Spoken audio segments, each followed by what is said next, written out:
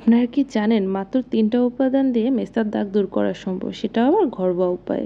তো আজকে আপনাদেরকে বলবো ঘরোয়া উপায়ে কিভাবে আপনারা মেস্তার দাগ দূর করবেন, এমনকি ডক্টরদের সাজেশন অনুযায়ী কী কী করলে আপনাদের মেস্তার দাগ চলে যাবে, সেটা আজকে ফুল ভিডিওতে আমি বলার চেষ্টা করব।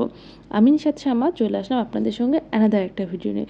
তো আজকে আপনাদেরকে খুব ইজিভাবে আমি বলার চেষ্টা করব মেস্তার দাগ দূর করা কিভাবে সম্ভব। তার আগে বলে নিই, আজকে সকালবেলা আমাদের বাফেট একটা ডেটিং ছিল, ফ্রেন্ডরা মিলে বলতে গেলে।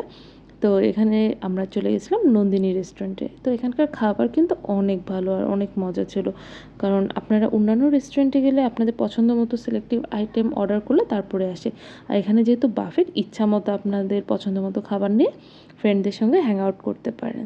তো যাই হোক, তো মেস্তার দাগ কেন হয় সেটা আমি আগে বলবো। মেস্তার দাগ হয় বিভিন্ন কারণে, তার মধ্যে যেটা মোস্টলি হয়ে থাকে জেনেটিক্যালি একটা প্রবলেম হয়, তারপরে আগুনের তাপ থেকে হয়, যেটা আমাদের মেয়েদের বেশি হয় কারণ রান্নাঘরে আমরা বেশি যাই। দেন তারপরে হয় আপনাদের হরমোনাল ইমব্যালেন্স থাকলে সেটার জন্য হয়, থাইরয়েডের প্রবলেম থাকলে হয়, তারপর জন্ম নিয়ন্ত্রণ পিল খাইলে এটার সাইড ইফেক্ট হিসাবে মেস্তার দাগ হয়। আর কিছু একটা হয় যে আমরা উল্টাপাল্টা ক্রিম ইউজ করি ফেসে, তো এটার রিয়াকশানেও মেস্তার দাগ হতে পারে। আচ্ছা, এটার সমাধান কি? ডক্টররা সাজেস্ট করে হয় আপনাদের সার্জারি করতে হবে ফেসে, অথবা আপনাদের করতে হবে কেমিক্যাল যেটা পিলিং আছে ওটা, অথবা লেজার ট্রিটমেন্ট। আরেকটা আছে যেটা হলো ডক্টরদের সাজেশন অনুযায়ী কিছু সিলেক্টিভ ক্রিম থাকে যেটা আপনারা ফেসে অ্যাপ্লাই করলে এটাতে যাওয়া সম্ভব। আচ্ছা, সবার তো আর এই সামর্থ্য থাকে না যে ডক্টর দেখায় এটাকে রিমুভ করা সম্ভব বা কিছু, তো তাদের জন্য আমার ছোট্ট একটা সাজেশন থাকবে, আপনারা রেগুলার সানস্ক্রিন ব্যবহার করবেন।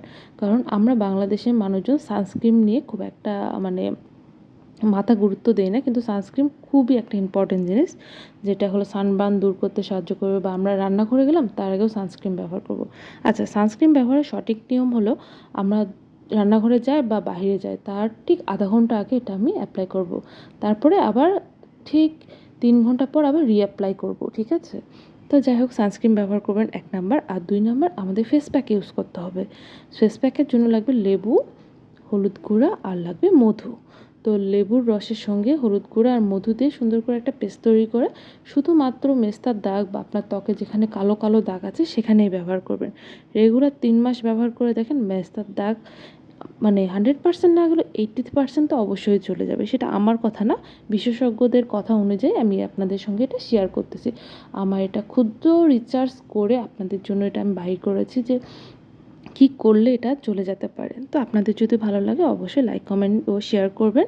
আর এই টিপসগুলো শুনতে চাইলে অবশ্যই এটাকে ফলো দিয়ে রাখবেন বা আমার পেজটাকে ফলো দিয়ে রাখবেন। আর আপনারা কেমন ভিডিও পছন্দ করেন আমাকে অবশ্যই জানাবেন। That's it for today, bye bye.